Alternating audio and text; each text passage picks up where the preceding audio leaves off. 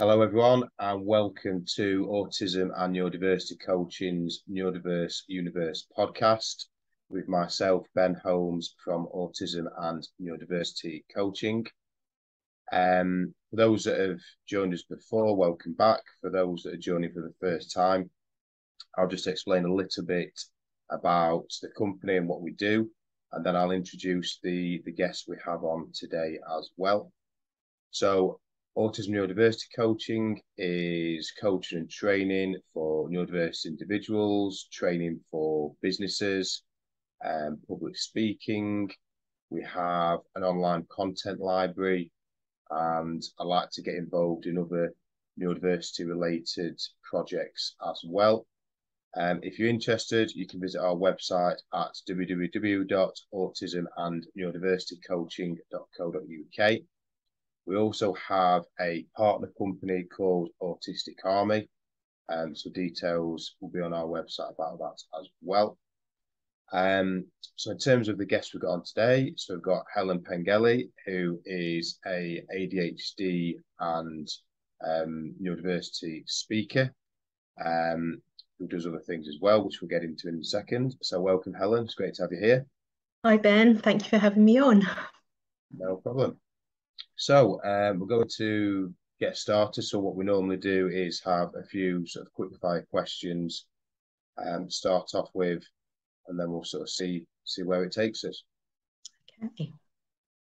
So first question is, when were you diagnosed as having ADHD? Well, I was actually officially diagnosed in February this year. Wow. So only very recently. And I realised I had it about June last year. So I was very lucky that I got the diagnosis relatively quickly, because I know it can, for some people, it can take years.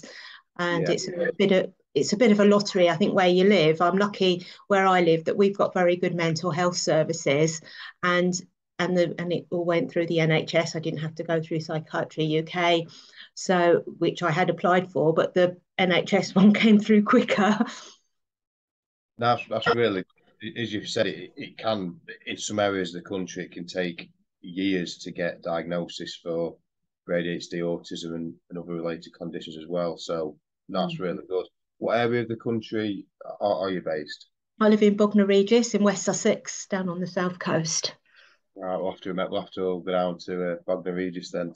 Yes, opposite Butlins. It's just over there, across the road from me.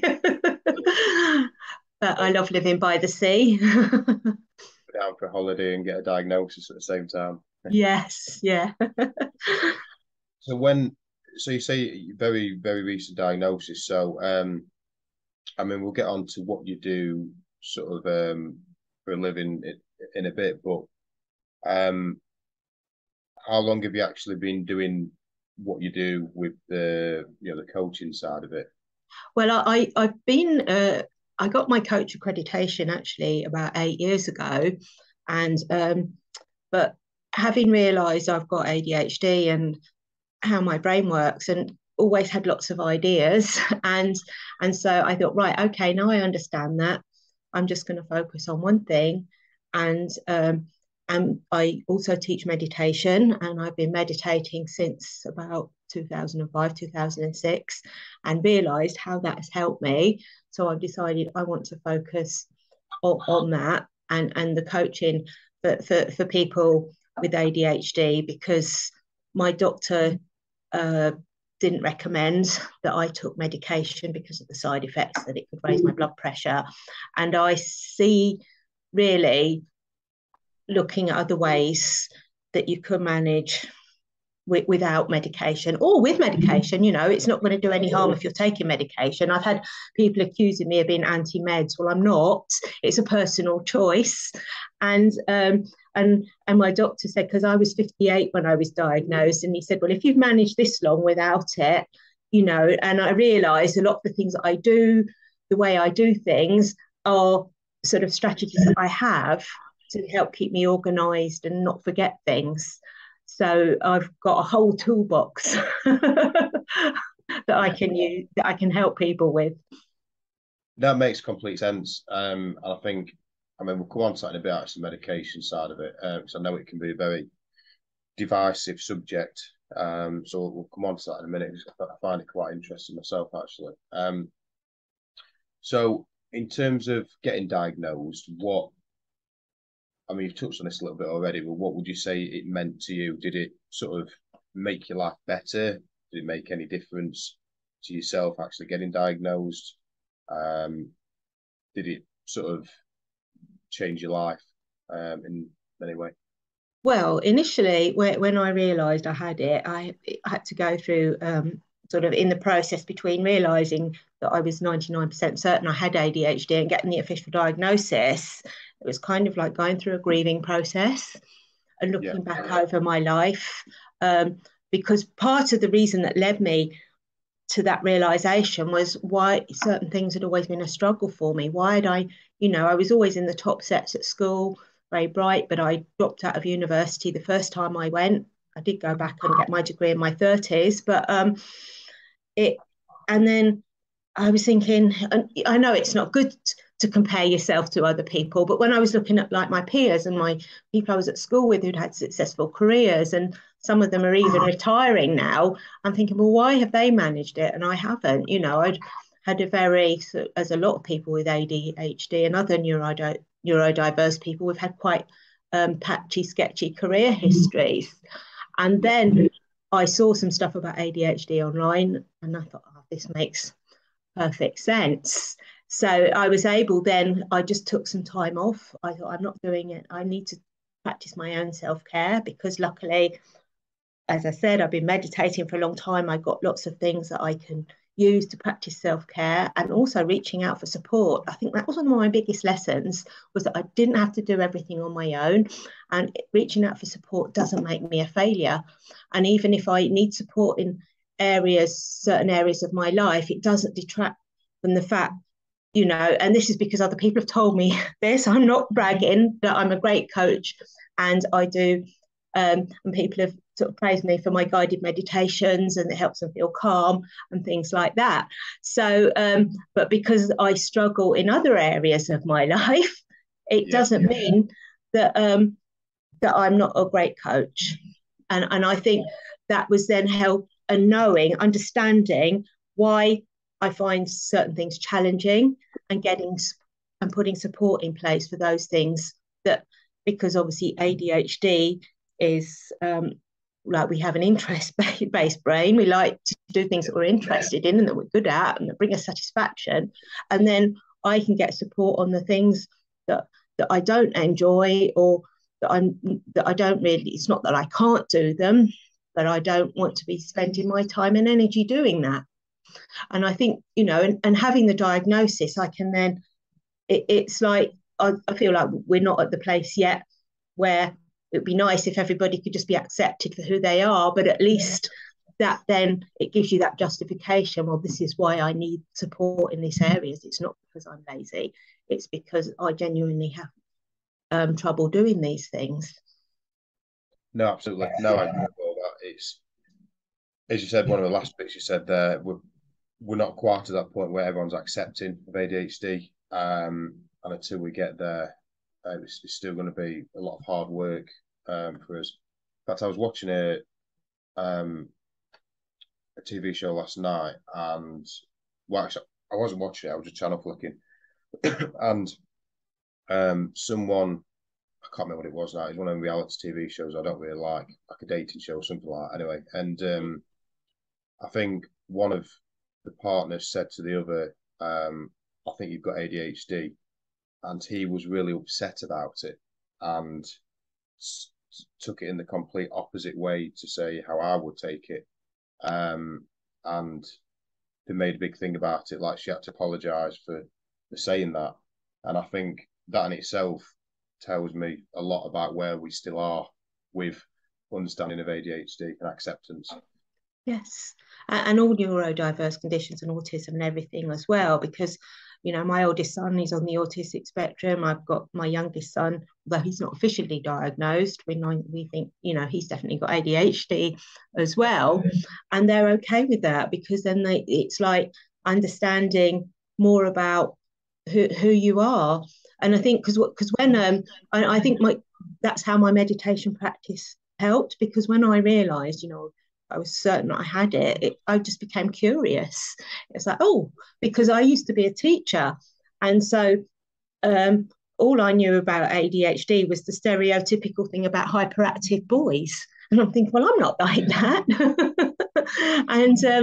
and so I just became curious as to what it was, and why my brain was wired differently to most people. Well, we're all unique anyway. Everybody's brains are wired differently, but it was like it getting to know myself on a deeper level. No, makes complete sense. And a few of the things you said a few minutes ago were doing everything on your own, i.e., realizing you don't have to do that, which I think is very important. And obviously the self-care aspect of it, which a lot of ADHD individuals still, not still, but they've not realised that, or they've not had it explained to them, and therefore a lot can just struggle because they're not looking after themselves, and they don't necessarily realise that they don't have to do it on their own, and everything you've said there. So that's very important to mention, I think. Yeah. So with your, well, the next question I normally ask, it's, I suppose, it's a bit different with you because of how late you've been diagnosed. Because, as you'll know, a lot of people, once they get to a certain age, they sort of don't get diagnosed because doctors don't necessarily want to go down that avenue. I know that's a big thing, that once they get past a certain age, they think, oh, either A, they can't be ADHD, or they think, well, they've got this far in life, so it doesn't matter, which is something I definitely disagree with. So how did your sort of family and friends react to you being diagnosed? Was there any reactions one way or the other?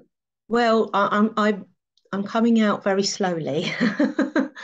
I'm just because it's like I know what it's like with ADHD. We can have a tendency to overshare, and also because I've been processing and still processing a lot of stuff that's happened. I still haven't told my parents, and I haven't told my oldest son, because he's got, he's got lots of his own things with like drug and alcohol problems and stuff.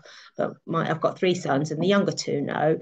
And I've told certain friends, because when I went for my diagnosis, and that's the other thing, it seems so out. They haven't updated the diagnosis process for adults. It's still like the same as it is for children. It's like, well, I need to take somebody along with me who's known me for a long time. Well, at my age, I mean, I'm lucky both my parents are still alive. For a lot of people, their parents wouldn't be. And I've got a friend who I've known since I was 4, and we went right through school together, through primary and secondary school. And she lives in West Sussex as well. So she came along with me, and she's a nurse. And her mother had mental health problems and died when she was young. So she was much more understanding and sympathetic, and so I knew that she would be a good person to take along. And they were asking me questions, because they have their standard questions to ask, and then they're asking me things about that happened at school, and some I said, well, I can't remember, because some of that was like 40-50 years ago. And it's more important to look at how it's impacting me now, and how, when I went to university when I was 18, I just floundered, really, and I just wanted to go out, and I just turned 18. I just wanted to go out and get drunk and meet boys. I wasn't interested in doing the work, and the fact that I chose to do maths at university, because I always struggled writing essays. And again, there are I see so many misconceptions out there, that they think all ADHD people are like this, we can't do maths. And I think, well, that's not true, because I used to be a maths teacher. We're just as varied as everybody. No, absolutely. I mean, that's interesting with that bit with the maths. Because that is one thing that does get labelled against a lot of ADHD people, I've noticed, is they struggle with maths. So yeah, that is interesting. Yeah, I'd be interested to talk to you about the teaching side of it in a bit as well. That'll be interesting to talk about. So have you, since being diagnosed, have you received any support from anyone, anywhere, since you got your diagnosis, or since they told you, right, yeah, you've got ADHD, or you are ADHD? Yes. Well, even before the diagnosis, when I realised I had it sort of in the last year or so, I've just been reaching out for all the support I can get. Had support from because I've been dealing with the DWP, and I had support from Mind. I've had support from where I live. There's a really good local women's charity who helped me with like a PIP application, so I can get help. Like, I want that money to pay for a cleaner or something like that. So and ongoing support, not specifically related to ADHD, but also carer support because of my son. But also it is because they can help me with other things, like getting other support that I need as well. So I'm just trying to think who else. There's probably others as well, but yes, definitely. I just thinking, well, I'm just going to go for what I can. If I don't get it, that well, I've also applied for the access to work as well, but there's a big backlog on that. So I've also got a grant from my local council, like a business grant. So I'm using that to pay for somebody to help with my social media and a VA as well to do some of the admin stuff. So and like I said, it's like realizing I don't have to do it all on my own, and these people and having the support in place means that I can show up and serve people better because I'm not stressing about doing all the other stuff. Yeah, no, 100%. I think that's, again, a lot of people wouldn't understand that, how you've described that. But for people with ADHD, not speaking for everyone, but it is essential, in my opinion, that you do get that support in areas that you really struggle, because we do struggle more than others with certain things, whatever that may be. Like you've said, with like the VA for doing certain admin tasks is common with ADHD, as being an issue. And yeah, no, I think that's really good. It's really good to hear that you've got that support in your area. I do find it very interesting across the UK how you mentioned earlier, each area is very different to the levels of support that we get. Because I don't have a high opinion really of that topic. So it is good to know that where you are, you do get that. I was doing another podcast in the past and they said similar things. So there are people who are doing well in terms of support, etc. So it is good to hear that. And it's just a matter of now where we can spread that across the country and replicate it, really, because that sounds really good. All the different types you've had in short time. And what I found is as well, it's like once one door opens, then another one opens and another one opens, and then I've really had my eyes opened in the last year to all the support that's out there, and also having realised that it means that I can use my experiences then to help other people. So it's like, and also it's made me become more, I suppose, more compassionate because dealing with the DWP. I mean, because I'm lucky that I come from a middle class family. Although I've, because of like the ADHD tax, I've spent all my savings. I sold my house. I don't really have any savings or the money that's coming in each month. But if the worst came to the worst, I can ask my parents for help. And but realizing that a lot of people don't have that option and how difficult it is, and so it's like, if I can do my bit just to raise awareness amongst the people who work there to make it better for other people, because I'm thinking, well, I don't have to do this because I could just ask mum and dad for help, but I'm thinking, no, I'm going to go, this is my journey, I need to do this for me. It's like my dad was 90 last month, so he's still in good health and he's very fit and active. But at some point, you know, just because they've got money now and they've got a house, if they had to go into care, that money could soon go. So there's no guarantee that I'll get that money in the future. So I have to make sure that I'm supported and that I've got that my needs are being met. No, absolutely. So do you have any other, so this whether you use conditions, disorders, or brain differences, whichever word you use, do you have any others that you know of? Well, not that I've been diagnosed with. I suspect that I probably have a bit of dyspraxia because I've always, like, things like, I always used to get in trouble at school because I couldn't write neatly, and struggle with sort of certain coordination, wasn't very good at sport or anything like that. And possibly, you know, I wouldn't say I was dyslexic, but I don't know my left from right and other things like that. I often get numbers and letters the wrong way round, and it's probably only very, it's probably not really dyslexia, but there are some traits there.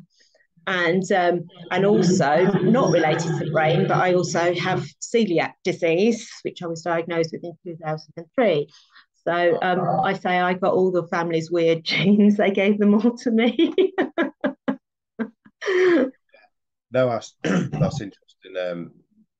I mean, I've got gluten intolerance, which I found out last year, and yeah, I've looked into the links between that and ADHD, which is common. So yeah, that's another one we could talk about surely as well, actually. Well, there is, because I used to have a business selling gluten-free food, and I often had people set up really for celiacs, but I used to supply food to a school for children with autism. I went to a food fair once, and a family, I met a family whose son, I think he was about 12 at the time, who was autistic, and they said he never spoke, and they put him on a gluten-free diet, and he started speaking, you know. So there, and I think that was known about, you know, this was quite it was, I had that business from 2005 to 2010, so they were starting to realize the links between the diet and you know, back then. And that was another journey sort of after the celiac diagnosis, because, and having the business, because I learned so much about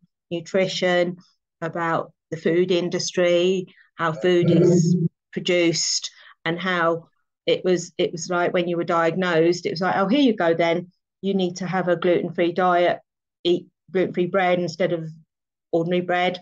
And I was okay with it because my grandfather had it, so I knew what it was. And also because I'd been so ill, I was relieved to find out what it was. But then I found through having the business that a lot of people were struggling with it because they needed emotional support as well. And there's a lot of emotional stuff around food. And now it's more widely known about, you know, emotional eating and things like that. So it's like I've helped people with that as well, because when you were asked me earlier about sort of how sort of the diagnosis helped me realizing what I do, and I'm thinking, well, I'd always got all these ideas about different people I could help. Like I wanted to help teachers because teaching them mindfulness and stuff, but then I decided they weren't really open to that. So, but then I've realized all these other experiences I've got can come under the umbrella of ADHD, because people with ADHD are going to struggle with these things as well. Yeah. Yeah. No, again, that's great. I mean, with the celiacs, yeah, you seem to have been really early in terms of knowing about it, for one. I mean, a lot of people going back all those years wouldn't have even heard of it, let alone know anything about it. And I would imagine, I mean, it's not something I've looked into until very recently, because of my own personal circumstances, but I would imagine, like, I mean, now I struggle going to a lot of places with that. A lot of waiters still haven't heard of it. If you say, oh, you got, you know, gluten issues, some of them will just not have a clue on what to do with that. So going back even more in time, it virtually, I suppose, hardly anyone would know about it. Or yeah. Well, that's why I started the business at the time, because there wasn't much available in the supermarkets, and also eating out was a bit of a nightmare. So I did in 2008. The national charity Celiac UK. I won their awareness raising award for for raising awareness, especially within sort of catering businesses, about catering for gluten-free diets. And now, I actually my experience is not that it. Yeah, some people don't really know about it, but I'm finding generally, compared to what it was like 20 years ago, it's come on like leaps and bounds. You know, most places I go to, they've got a gluten-free option, or at least one. I mean, now sometimes I find, oh, I'm overwhelmed by all the choice, because in the past there was just one option, that was fine, but now there's all these different choices. What can I have? Yeah, I mean, even that I think is interesting because, I mean, like I said, my journey is completely different to yours in that sense because up until literally less than a year ago, I could eat normally, I could have whatever I wanted. And then it got too much and I had to sort of take it into my own hands. And then I went from being able to have anything to my experience. Obviously, you've described it differently because obviously you've dealt with it a lot longer. So you'll have had it originally like you can barely have anything, and then to you it seems like a bonus, whereas me it seems the opposite because I've just found out. Yeah, And I'm still struggling with it now. I go to places and I mean some are great. I've been to some really great places where they've got a whole menu for it and it's just easy to pick. And others I mention it and like I say they just don't know. So you have to then go on I have to go on the phone onto the internet and research to sort of have this in it and you can spend ages. yeah. But the other thing, the big positive I've taken from it, I don't know if you saw it this way, getting your experience would have been different, but I saw a positive in that with ADHD, one of the things a lot of us can struggle with is choice, having too much choice. So when I've had that taken away from me, well, I've done it myself because I had to, but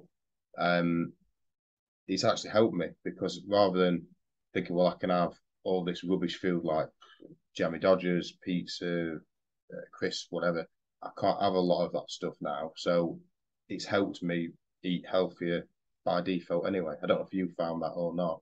Yes, I agree, because it's like if I'm out somewhere and they haven't got any gluten-free biscuits or something, and they'll say, apologize, well, it doesn't matter, because that's a good thing, because of, like, especially with impulsivity, I don't eat many things like that. Crisps are my weakness, but if I buy a big packet of kettle chips, I'll eat the whole pack rather than having a few and saving them for later. So if the biscuits aren't there, that's a good thing, like you said. Yeah. And also, it's like there's all this thing, oh, it's really difficult, and it's like, well, I choose to focus on what I can eat rather than what I can't. And actually, if you're eating healthily, most things are gluten free. It's only a lot of processed food that have got gluten in them. So if you're just eating, well, I'm vegetarian, but if you're eating meat as well, eggs, and vegetables, lentils, rice, potatoes, they're all naturally gluten free. So and now there's I find lots of good recipes on the internet, and you can make some really nice like gluten free cakes that are made with natural ingredients, that don't have any processed stuff in. So if you have got a sweet tooth, you can still get your sweet fix. No, that's a good point as well. Yeah, there's a lot out there now for us, so it does help. Um, if you put in the time to obviously to look, I guess, isn't it? So Yes, and that's another challenge for a lot of ADHD people I know is cooking and eating healthily and having the motivation to cook. And and I see that, even though I love cooking, sometimes it is a challenge for me. But if I haven't got any choice, if I haven't got any snacks or anything like that, I then, if I'm hungry, I then got to cook something. But then once I start, just start by chopping the onion, then I get into it and I enjoy it. no, that's good. Good to hear. So you found a system, a way that it works for you, which is what it's all about, isn't it? Yeah. So do you see ADHD as a disability? That's a good question, because obviously I read through the questions before our call, and I was thinking about that, and I said this before, and I think that's it.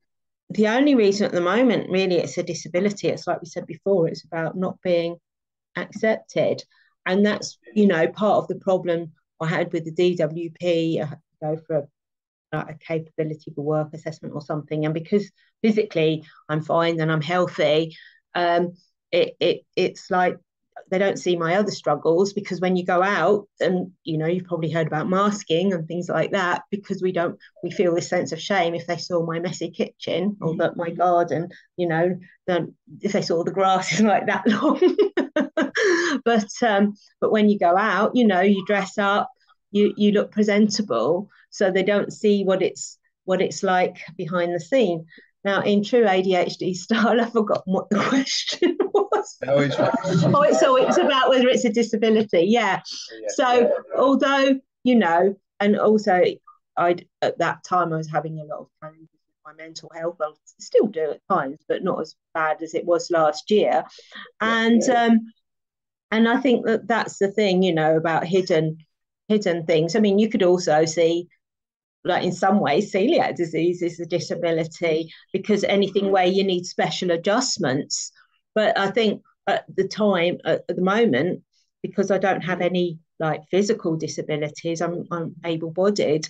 It's like the only reason that it's a disability at the moment is because society isn't set up for us to be able to thrive. No, absolutely. Like I say, in X amount of years' time, in 10 years, 20 years, 50, 100, whatever it is, then I'm sure it will be a completely different outlook. Well, I'd like to think so anyway. Yeah. Well, I think it's changing now, isn't it? And what you're doing in your business about going in and educating businesses, and you know, at some point, you know, obviously I have to be careful I don't take on too many things, but for me, having been a teacher, it would be lovely to be able to go and raise more awareness in schools, and not just for the pupils, but also for neurodivergent teachers as well, because I can see how I struggled when I was a teacher. I qualified in 2002. I taught full time for 3 years, and I left because I was struggling with planning and just keeping on top of everything. And I had a lot of stuff going on in my personal life as well, which didn't help. I just got divorced. I got 3 young children, and I look back, I just, you know, I don't know how I did it. But also the things that I was feeling that I was a failure because I couldn't plan lessons. And one of my mentors, when I was doing my teacher training, one of the things she said, that I was very good at thinking on my feet, which is one of the ADHD strengths, is about being in the moment, seeing what's needed. And then after I closed my gluten-free business, I did go back and work for several years as a supply teacher, and going into lots of different schools. It's like, you know, I could fix the education system, because I was thinking, why are they all doing things like this? This doesn't make any sense. You know, you can see they're wasting so much money. Okay, they're going, we haven't got enough money. Actually, they've got plenty of money. It's just the way they're spending it. And if they looked after their teachers, you know, I was saying this, you know, 10, 12 years ago, if you take care of your teachers, that will reduce your spend in supply costs, recruitment costs, because like I said, they should make supply teachers Ofsted inspectors, because it's like they're not trying to impress you. So you're seeing what's really going on in schools, and just seeing how many, and I noticed over the years that more teachers were going off sick with stress or stress-related conditions, and serious, you know, maybe physical illnesses, because stress can obviously manifest as a physical illness as well. If you're putting that extra pressure on the body, they're not eating healthily, they're eating rubbish, they don't sit down and eat their lunch, you know, just little things like that if they made these little adjustments, teach them all to meditate, get them all meditating before school, and that would then have a positive effect on the pupils' behaviour. And I could also when I look back to my first job, I had a girl in one of my classes. I don't think they call it Asperger's anymore, but back then it was called Asperger's. So she's on the autistic spectrum. And I found out quite by chance in a staff meeting that she was refusing to go to all lessons or causing problems in all lessons apart from maths in my lesson. And then when I look now, it's like at the time I didn't think about it, but looking back, I'm thinking, well, it's crazy that they didn't come and ask me what I was doing, because they were just assuming that the problem was with the child. And I'm thinking, well, if she's all right in my lesson, then clearly the problem is what the other teachers are doing in their lessons. And I've got so many stories that I could tell over the years about kids that will come to my lessons and because they felt safe, they felt valued, because I realised, I think, maybe because I was older when I became a teacher and I was already a mother, when I had my first job with some of the children, and I don't like the term, but they use it at schools, the bottom sets, where you've got quite diverse needs and challenges, that I kind of like threw all my teacher training out the window, thinking these children need to learn to be human. They need to be ready to learn first before I can teach them. And if they need to come in and just sit with their head on the desk or lesson, I would let them, because you sometimes they say what's going on at home and the challenges that they have. And I had a letter published in Tess a few years ago because there was an article about looked after children, and trying to get, for one particular boy that I was teaching, he was in year 10 at the time, and when I went to speak to one of the assistant heads about getting more support for him and how can we support him, his answer was, oh, well, his sister was okay, he needs to get his GCSE maths. Well, he's not in a position, he was bright, he was capable of doing it, but it's like, but he wasn't ready to sit down in the lessons and engage because he's got all this other stuff going on first. So yeah, and so in the end, it just felt like too much for me. I'm just thinking they're not ready. Sadly, I felt bad for the children, but also for myself. Now understanding about ADHD, I struggled being in that kind of institutional environment, and thinking, well, it's no wonder we're not supposed to be sitting down all day, especially children. They need to be active. That's why they get restless. That's why they get fidgety. They need to be outside more. And I struggle myself sometimes. And when I look back to my first job, I was in a classroom that just looked out on a brick wall. So it's like I need to be able to see trees or the hills or nature, just to help me feel better and feel calmer, and the kids need that too.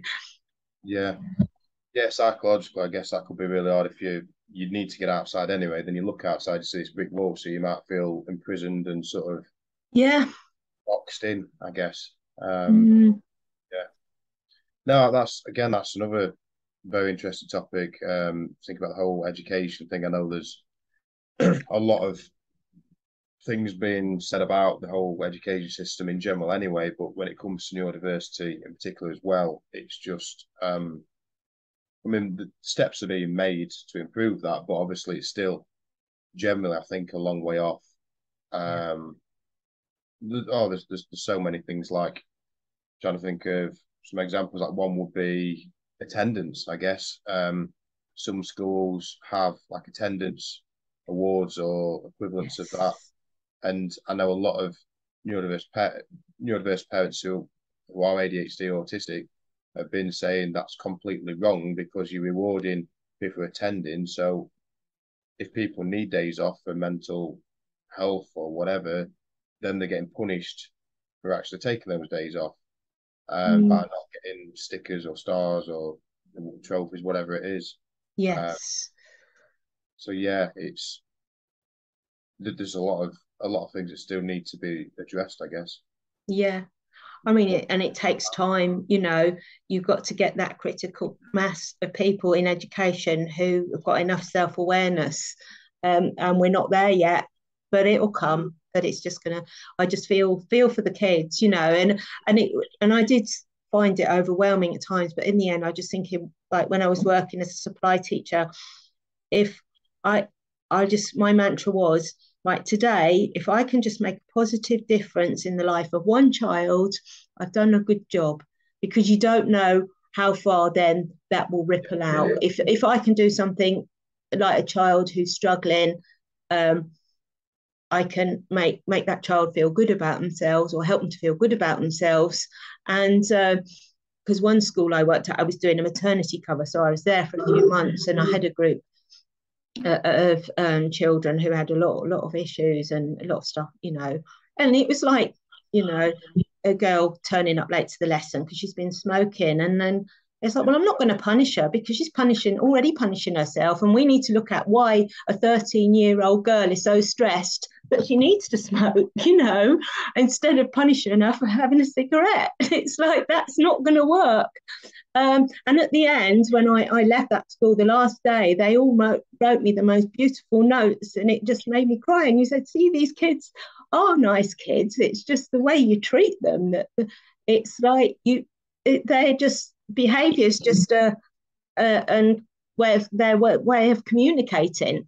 And I trying to explain that to some of the teachers, saying that there's no such thing as bad behaviour. It's just, there's just behaviour. And it's like their way, because of their conditioning, if we want to look at it from a Buddhist perspective, of their just acting out the way that they've been conditioned by their circumstances. Yeah, 100%. So the next question is a bit of a random one. I'd like to throw some randomness in there. So what is your favourite colour? My favourite colour, I would say turquoise. And is there any, well, it could just be a straight answer, I guess. I'm wondering if there's any correlation between that and anything, or if it's just that's your favourite colour. I don't know, because if you look on my LinkedIn profile, you see in my profile picture I've got a turquoise background, and I just had that as my, like when I had my old website, Happy Teachers, I had that as like my brand colour. So yeah, it's just, and I've been told if I wear things that are turquoise that they suit me. So I don't know, but I mean, obviously colours are all on the electromagnetic spectrum. They've all got different frequencies, so there's probably might be some reason why. I mean, and certain colours, they say like green, turquoise are very calming, aren't they? Where red is sort of more energizing. So maybe that's why I like it, because it's a calming colour. There you go. Do you have any, well, I usually use this question for like autistic people, but it can apply for ADHD as well. Do you have any special interests that you would say, other than anything you've mentioned, whether they're special interests, of course, is there anything else that you would say is something you're really interested in? Well, I find I'm interested in lots of things, but I'm just interested in the mind. I suppose that's my main area of interest, from meditation, and just love reading stuff on sort of how, and quantum physics, now a lot of the stuff that the old spiritual teachers and mystics were teaching has now been proved by modern science, which I actually love. I love the fact, maybe that sort of logical side of me, that mathematical side, is that, okay, I know this works anyway. I don't need somebody to prove it to me, but the fact it can be proved, I love that now, that there's all this science, and that people have done brain scans to show how meditation alters the structure of the brain. And I find all that kind of thing fascinating. Yeah, that's good. If you could meet any celebrity, who would it be and why? And this could be celebrity or someone from the past, past famous figure. Yeah, because I when I was reading through the questions, at first I was thinking, oh God, I don't know, because I'm not into celebrity culture. But I'm thinking it doesn't have to be one of those kind of celebrities, as you say. So the first person that came to mind would be the Dalai Lama. Yeah. Yeah. And I think because he just embodies compassion, and some of the, and I love that he's always got like a twinkle in his eyes, always smiling. He's got a great sense of humor. And I think that perhaps people think that, when I go on a lot of retreats, that that we're just sitting in silence saying all day, and it's very somber, but actually we have a lot of fun as well. We laugh and we joke, because life is meant to be enjoyed. We shouldn't take it too seriously. And because obviously you mentioned before, we might mention the stand-up comedy, and I just think, yeah, because when you, especially having ADHD, and when I see watching my mind, it's like, and that's why meditation, I think, is great for people with ADHD, because our minds are so fascinating and so interesting. It's like, really? Where did that thought come from? Where did that idea come from?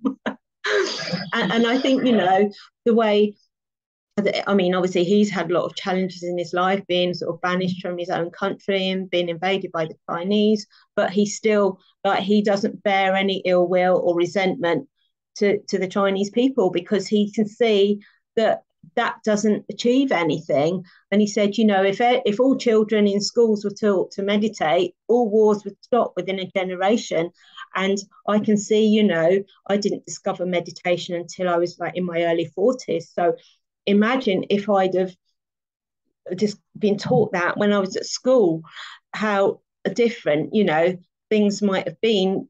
Because, as a parent, you've always got parent guilt. Oh, did I cause this and that? Oh, I wish I hadn't done that with my children. But also then it's about practicing self-compassion as well, and realizing that everybody's just doing their best with the tools that they've got and the conditions that they've been brought up in.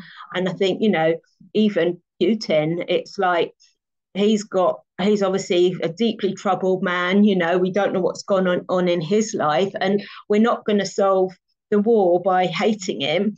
We've got to send him love and compassion, which I know for a lot of people that would just think, well, no, that doesn't work. But it's like, hate doesn't wipe out hate, does it? So more the understanding why people act in the ways they do, and then you can, well, try to help solve that, should I say. Yeah, well, we can't help other people, can we? We can't change other people. We can only change ourselves. And I think I've noticed that from my point of view, it's like, and especially, with sort of ADHD people, there's that impulsivity, wanting sort of instant gratification, that you might not see the benefits overnight. Well, the first time I went to a workshop and we did some meditation, I just felt amazing the next day, and I think, yeah, I need more of this. But then it's not always rainbows and unicorns, because you're dealing with your mind, and there's also some very difficult stuff there. There can be dark thoughts coming up, and it's about being able to be with all of that as well. And then the more that I meditated, the more then I noticed how especially one example would be, say, the relationship with my mother, how that changed. And because, me wanting her to change wasn't going to work. I mean, she's 82 now. So it's like, but if I change in the way that I respond to other people, then they will change eventually the way that they respond to me. Yeah, no, absolutely. And I think, yeah, I mean, the whole meditation ADHD is a massive topic. I mean, I know far less than you about meditation, but I think like, it's something I need, but I've not started with it yet. So I downloaded all the apps. I planned to do it, and then I've just not done it yet, which is obviously a thing in itself. But I believe it. If I could do it, it would be really good for me. It's just doing the first bit and actually sticking with it. And like, I believe in it, 100% believe in it. It's just thinking how my brain works, think how the hell can I get my brain to be calm and all that. But I think if you can get past that level you need to get past and get to the other side as such, then I think it would work wonders. And I think a lot of ADHD people will have the same dilemma where, I mean, some I know, as you know, will be dead against it. Some will be 100% for it, and others will sort of, like myself, know it is good for you if you can just do it. And yeah, so I think it's great that you've managed to do that and thrive in it and help others, etc. I think that's really good, and I think I just think how much help it will give to those people you support, and how much difference it will make in their lives. Yeah, and I think the thing is as well, you know, when I started meditating, I mean, it's a lot more mainstream now, but and obviously back in 2006 or whenever it was, there weren't any apps or guided meditations online. And that's what I say to people: apps are great once you've got a practice to support your practice, but there's no substitute for learning from a teacher. And I learned, and I still do. I'm going on a retreat next week. I still learn from Buddhist teachers, because that's the real deal as far as I'm concerned. You know, it's like there's so many. It can be a bit of a minefield now, and I could see that, you know, with some schools sort of beginning to bring in mindfulness, like this mindfulness in schools. It's like, well, go and do a 6-week course and then become a mindfulness teacher. But no, you need to have, I would say, at least 10 years of an established practice. You know, before, I didn't leave my first meditation until probably about 5 or 6 years ago. And because before that, my own practice wasn't established enough. Because, and I think, you know, you hear that. I mean, they say that people with ADHD have got excellent BS detectors as well. But it's not saying it's actually BS, but you can tell by the way somebody leads a meditation if they've really done the work themselves. And I think, and it's the same with coaching, as you all know. It's like it was quite interesting when I did my coaching qualification, because now it's like it's not regulated, so anybody can call themselves as a coach. But my training was a year long. It was accredited by the EMCC, so there were like 12 sort of things, competencies that you have to pass you have to pass every one. It's not like you've got to get 8 out of 12. You've got to do every single one, and it was really rigorous. So and it was quite interesting that when we started, because I'd already done a lot of personal development work myself, but a lot of people on the course hadn't, and then they were surprised that it wasn't about telling people what to do. It's about yourself and how you show up as a coach and your beliefs about the other person. And then also it's like, well, I think, why on earth is this teacher training not like that? Because it's like that would also transform our education system if teachers were given more leadership training. And that's like, until they start to think about going into management, then they might do some leadership training, but a lot of them don't. And yet all teachers are leaders because they're leading their classes. And so it's like that. And it was quite interesting because to watch some of the other people, and then they're saying, oh yeah, once you've started on that journey of like self-discovery and self-development, it becomes almost addictive. You don't want to go back to how you were. You want to go deeper, find out more about yourself, and sort of break free of your old patterns. And it was actually the Dalai Lama said, in a documentary I watched, when he came to Britain, he said that even if you were going to die tomorrow, you would still be working on yourself. You know, it never ends. It's like you think, oh, you get one thing figured out, and then there's something else. Absolutely. I think it was a great point you made a few minutes ago, just about meditation in general, about saying the importance of going to an actual, doing it in person, having someone who's qualified, knows what they're doing, because I think that in itself, I was just thinking as you were saying, it could be a big barrier to anyone, but particularly those with ADHD. If you mention the apps, I mean, apps are great. You can look at them straight away and stuff, which is fantastic. But as I've proved myself, I've got the apps on my phone and I've not used them yet because there's no accountability. Whereas when you see someone in person, immediately you're gonna, well, in my experience, I would try things. If I'm with people, actually, they're all doing it, I'm not going to sit there and do the opposite, even though I am non-conformist, but I'd want to be there. So I wouldn't purposely not do that. So I would give it a go. And even if I didn't succeed, I would at least attempt it. Whereas with the apps, they can just sit there on the phone and never get used. So I think that's the point you made.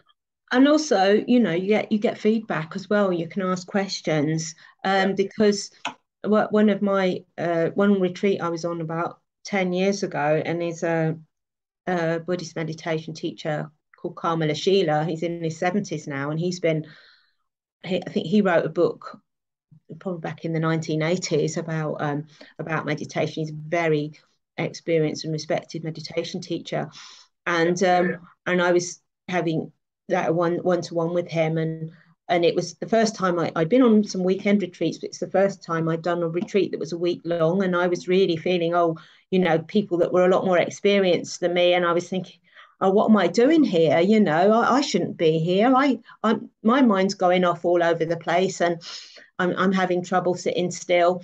And then he just said to me, he said, you don't have to believe what your mind is telling you. And so that was just like, okay, that's great. I can still sit here, which seems sort of counterintuitive to somebody with the ADHD who has trouble even sitting still, like in Zoom meetings and things like that. And I can go and sit and meditate for an hour. But it's because, and that's something else that I now work with, is like when I'm feeling like the urge to get up and go and do something else, and then I'm thinking, well, remembering that's just my mind's. It's like trying to distract me, because that's what minds do, and so, but I wouldn't know all these things if I hadn't been on. I've probably been on over 50 retreats, because I'm really lucky. I get to go and volunteer at a retreat centre, so I go and hang out there and learn from great Buddhist teachers. So I've learned all this stuff and assimilated it over the years. So, and it's about what the Buddhists would say as well. It's about putting the conditions in place that support your practice. So without those conditions, it's with the best will in the world, it's not going to happen. And I'm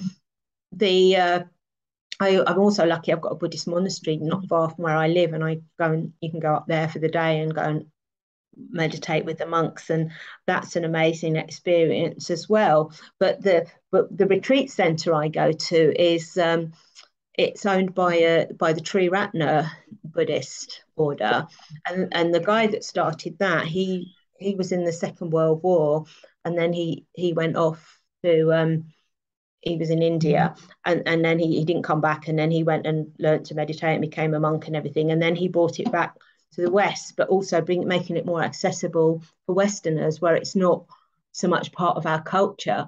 So it's, and again, making those conditions possible, because for people like myself who had families and things like that, it wasn't possible for me to go off and become a Buddhist nun and sit and meditate in the Himalayas for 12 years, like one Buddhist nun who I absolutely love did.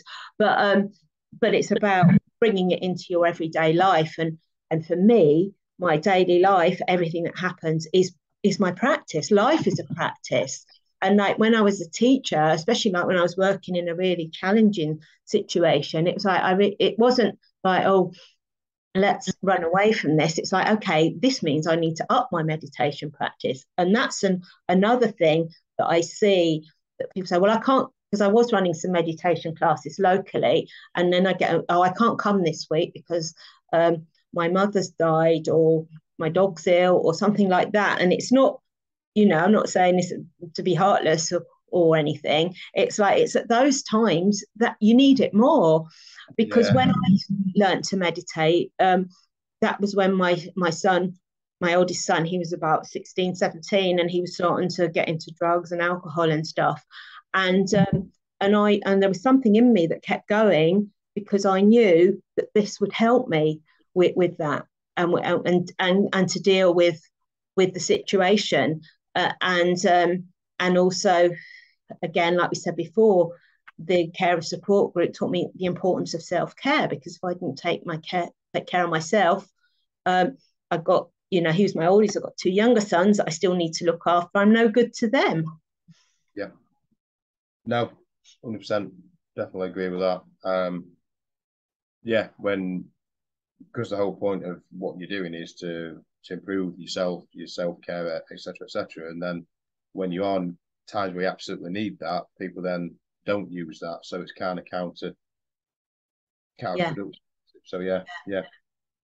So we've only very, very briefly mentioned the stand-up. Do you want to talk about that? It's interesting. I mean, if you don't want to, that's completely fine. If you do, whichever.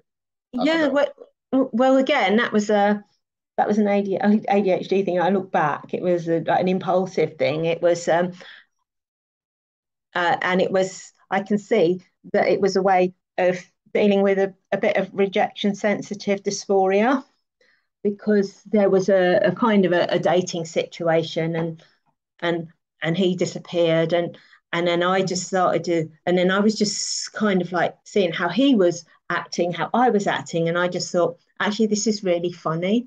And I just went along to an open mic night one night, and I just thought, they didn't know anybody there, so I thought, I'm just going to try this out, and if nobody laughs, it doesn't matter because I never have to see them again. And they did, and so I went and did a course with Dave Thompson. He's a very funny man. He was in the Teletubbies. He was the original Tinky Winky before he got sacked, because they said he made him too gay, didn't he? Because he had a handbag and stuff. But yeah, so I did a course with him, and he and this is, this is what he said, and I see this as high praise coming from somebody like him. He said that I was a natural, and I always used, when I was at school, I always used to get in trouble for making people laugh at secondary school.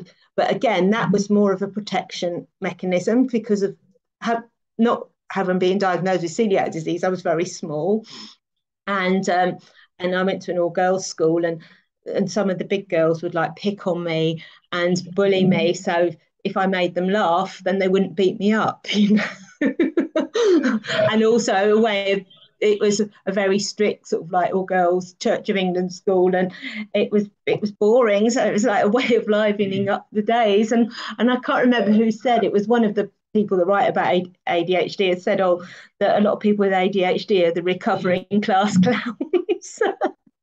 But then it's like, if you've ever seen Ken Robinson's TED talk about the dancer, it's like, well, nobody ever said to me, like, Helen, you're funny. You could go and be a comedian.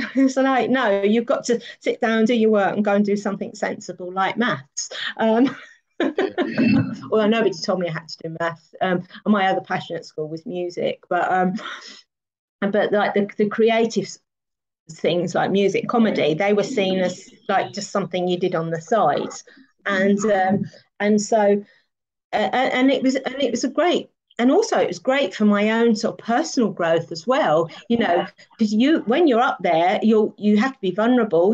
People might not laugh. I've been heckled a few times, and I did a couple of shows at the Brighton Fringe that year, and Ventnor Fringe in the Isle of Wight, and then I then obviously couldn't go out for nearly 2 years, so I haven't really got back into it since the lockdown has sort of lifted. But also because I bumped into one of the guys that runs the open mic nights. He said not many people are going at the moment, so they're not really doing many, because I think a lot of people haven't got back into that thing of going out. And also it's like, I suppose for me as well, having ADHD, get bored easily. Although, I could go to different venues, these people haven't heard this material before, and even if they had, they still laughed, because it's like, I don't mind hearing the same jokes over and over again. I still find them funny, but when I'm delivering them, I'm thinking, oh God, I've said this before, so it's coming up with new ideas as well. Yeah, no, I can resonate with that. I like, I mean, there was I was on Facebook. There's a meme that's going around. I'm not on TikTok. I don't really like all that stuff, but it's from TikTok imported to Facebook, and I keep playing. It's just a short video, and I keep playing it over and over because it just makes me laugh. So I get that, but then if I was doing that myself, I would get bored very easily of replicating it. So I can understand that. Yeah. So like you said, with lockdown as well, a lot of that halted a lot of things, and I know with various industries, people haven't got back into doing certain things even now. So yeah, but yeah, it'd be interesting to see if you start doing that again. But no, it's great you've done that, because, like you say, you have to put yourself in a vulnerable position, to do that, and yeah, it takes a lot of bravery for anyone to do that. But I could definitely see the link between it. Like you mentioned RSD as well, which is something we could talk about. But yeah, actually the link between that, how you've created all that. You know, it started from basically a defense mechanism, and protecting yourself and stuff, and then it sort of evolved from there. And then you think, oh, actually, I'm quite funny, or someone's told you you're funny. Whenever you realise that, and then yeah, you can just spread it out into loads of different things, really. Yeah. So, I was going to talk about. I've got loads of things I could say. I mean, you mentioned RSD. You've said that celiacs. I mean, I suppose what you do now with your the work you do currently, and because you've done quite a lot of different things. Like I say, you've gone from being a teacher, doing maths, etc. So you spoke about a bit about that. So what about the coaching you do? Is there anything you want to sort of talk about in terms of your experience doing that? Yes. Well, that's like I said earlier this year, that was when I realized I need to just focus on one thing. And so obviously the meditation is kind of central to that, because it's like central to my life. And then so I've got a coach supporting me who's helping me sort of create something for people with ADHD. So I did a survey and find out what their greatest challenges are, and realizing that actually meditation can help with all of those things. So it's kind of just getting off the ground, really. I did put a couple of posts out on LinkedIn asking for people who would just would come and be my beta testers, because I could plan out, I could write a program, but it's about keeping it simple for people and not overwhelming them, because I know that's what I need. That's why I love my coach, because he's not been diagnosed with ADHD, but he says he thinks he has it. He's also dyslexic, so he's got a neurodiverse brain, and the way that it works for me. So I've got a few people that I'm coaching and helping and developing that as I go, because until you work with people, as you'll know, it's like I can think, oh, they might need that, and then you can start. This has happened in the past when I work with teachers, and I realised, okay, it's like you've got then. I would make assumptions, because things that come naturally and easily to me that I think are just common sense and general knowledge are not for other people. So yes, and I've been talking to somebody from ADHD UK, and when something I keep procrastinating on is writing my bio, because it's like, how do I keep it simple and not say all the things, and just keep it short and to the point, which is something we struggle with ADHD, because she said she was really, it'd be good to have somebody who comes at it from the meditation and mindfulness perspective as well. And hopefully we're going to be doing some things. They do, I can't remember what they call them now, sessions on Zoom where people can come and find out more. So that will be going up on the ADHD UK website very soon.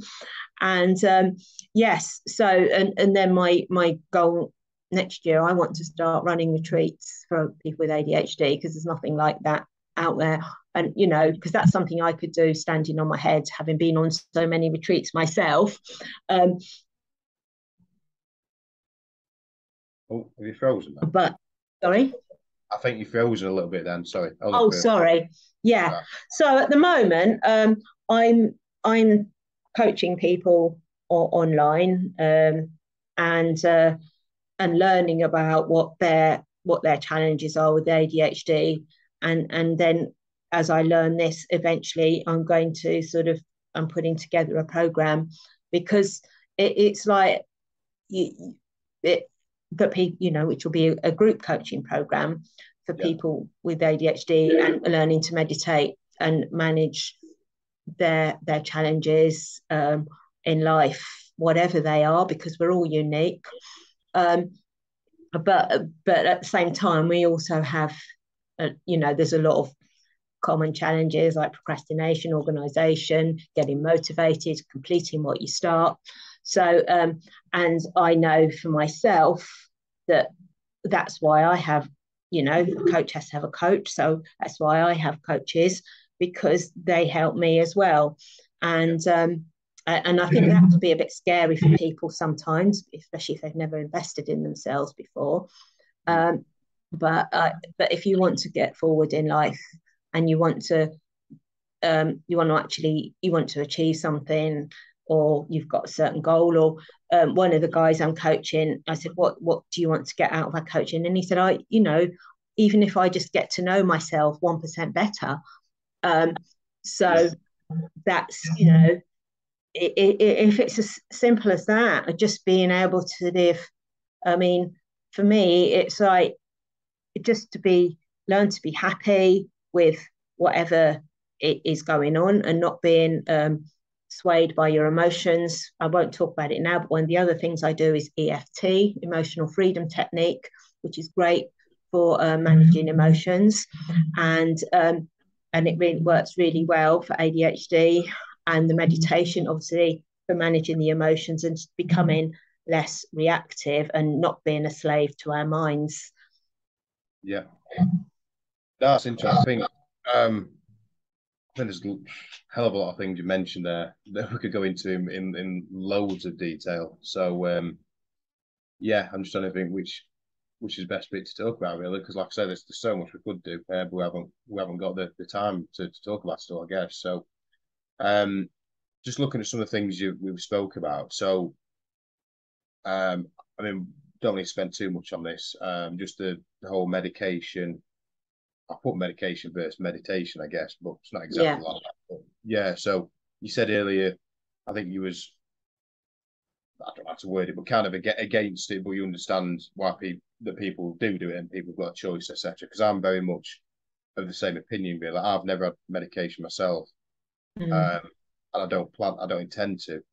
But in fact, actually, something I struggle with initially, until, I don't know, it was probably a few years ago, to be fair, but there was a long time that I couldn't quite grasp or comprehend why people did take medication. Like, I was kind of the opposite to what a lot of people are.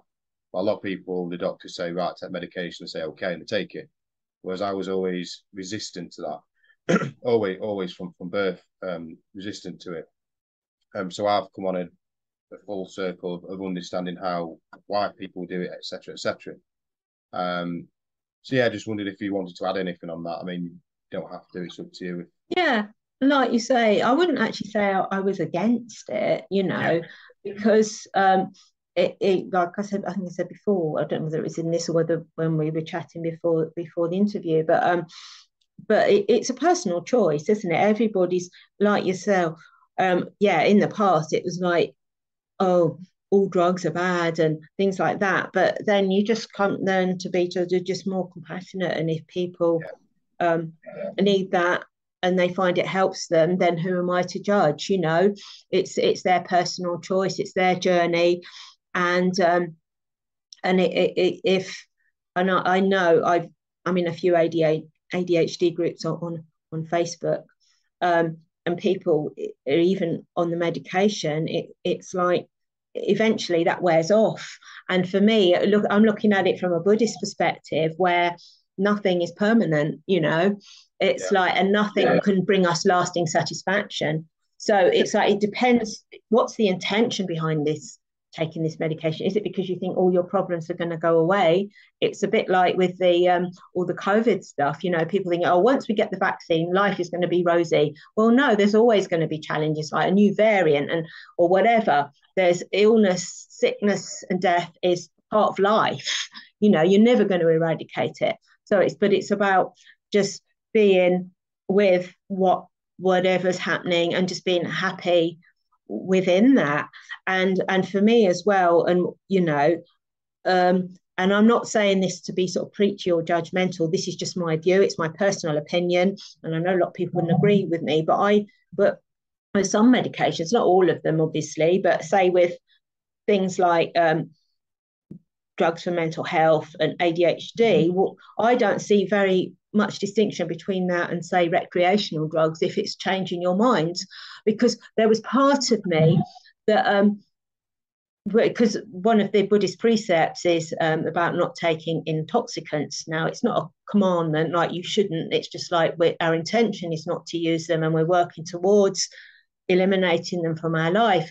But part of me was like curious. It's like, oh, well, if I took this medication, what would it be like? And I'm thinking, what would I feel? Because reading some people's experiences, but I'm thinking, well, some of the experiences I've read that they've had, I'm thinking, well, I get that when I meditate anyway. So why would I want to do something that's going to put that's got all these side effects that might raise my blood pressure? And I don't see, you know, perhaps once you're starting out on the journey, it might help if you need help, that extra help to regulate your emotions and things like that. That's fine, because I've got all that experience beforehand. So it may be if I'd been diagnosed 20 years ago, it might be very different. I might need that, but I don't see it. It can't, it's not a long-term solution, because if it's going to have those side effects that are going to have an impact on your health, I believe that there needs to be support alongside that. It's not, here's a drug, you know, just get on with it. It's like, well, how can we support you in managing this? And perhaps, I don't know much about it, whether you can reduce the dose or whatever, but looking at the whole point of getting people towards the point where they don't need it. And again, that it would be, if we had, you know, if society was more accepting, we probably wouldn't need it anyway. But if people feel when they're starting out that they need that to function, just get through the day, then that's got to be a positive thing if they're able to sort of make progress to where they were before. But it's like on that journey, it's like, okay, let's look towards helping people move beyond that. Yeah, that makes sense. So, last couple of questions, really. Just in relation to ADHD, what areas, if any, sort of interest you most in relation to ADHD? What you're most passionate about? So you've already mentioned like RSD. I don't know if that's an interest. I know you've talked about it, but are there any particular things in relation to ADHD that fascinate you and you want to explore more and talk about more? Well, really, it's just about the mind and how it works, and why, you know, we and it's like sometimes it's like I'd like to say I've got it all nailed, but I haven't. It's like sometimes I struggle with challenging emotions, with the RSD, with organization, all that kind of thing. But at the same time, it's like I know that's not me, kind of thing.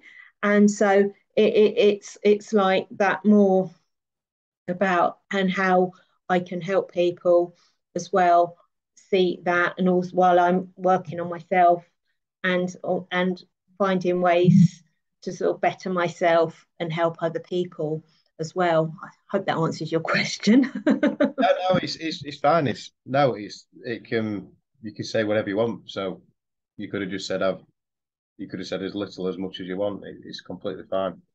And do you have any specific goals? I know you've mentioned a few already. Is there any other specific goals you have other than what you've talked about? Well, my most specific goal is running retreats for people with ADHD.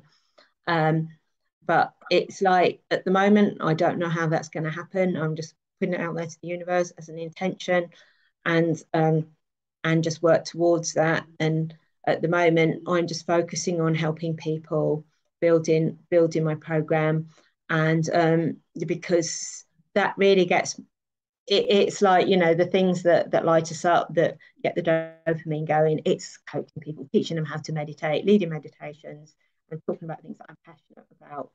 And it's like, because I think you learn, especially as you get older, the things that drain you and the things that energize you. And what energizes me is I love I've done a few podcast interviews now. I love doing these. I'd love to do my own one day, but at the moment I'm not going to overcommit myself. But and then coaching people, that gives me a buzz. because especially when I see people when they have realizations, when they say they try things that have worked and they're making progress. And like somebody I was coaching last year, it's interesting, you know, now obviously this was before I knew I had ADHD, and she did actually say to me at one point that she thought she might be on the autistic spectrum. And I thought, well, that's interesting, because you're obviously you attracts like, so I'm going to attract people like me. And it's just like, even, you know, she was, I just noticed how she was just starting at the beginning, you know, and I've seen some other people as well, they can be very hard on themselves, and then even if they just start being kinder to themselves and more forgiving. And I think that I especially, you know, that neurodiverse people have had a lot of criticism, and you know, it's been documented, and as a result we can be our own worst critics. And that's something, you know, that I have to work with every day, is not to be hard on myself, be kinder to myself. And if we did that, if we were kinder to ourselves, then as a result, then we'd be kinder to other people, and the world will be a better place. That's a really good answer. Really good answer. So I think we'll start wrapping it up. I've been really interested in listening to you. I think there's a hell of a lot we've spoke about there, and yeah, we could do a whole other podcast on some of the other stuff, I would imagine. But the amount of topics you could talk about. So yeah, it's been great to have you on. Yeah, so is there anything else you'd like to just say as a last sort of comment? Well, I would just, well, really, like I said before, that if you are trying to meditate or you want to start, don't give up. It's called a practice for a reason. And every meditation is different. So some days you'll sit down and it'll be all like lovely, and other days it'll be really challenging. So, and obviously, if I can support you in any way with that, do reach out. And I've got a YouTube channel as well, and I post guided meditations on there regularly. When I set that up, it wasn't specifically for people with ADHD, but obviously that my meditations, I well, because it's on YouTube, that I do keep them short, because just to give people a taster. So you can go and try that out. It's called Heal with Helen. So it's just youtube.com/Heal with Helen.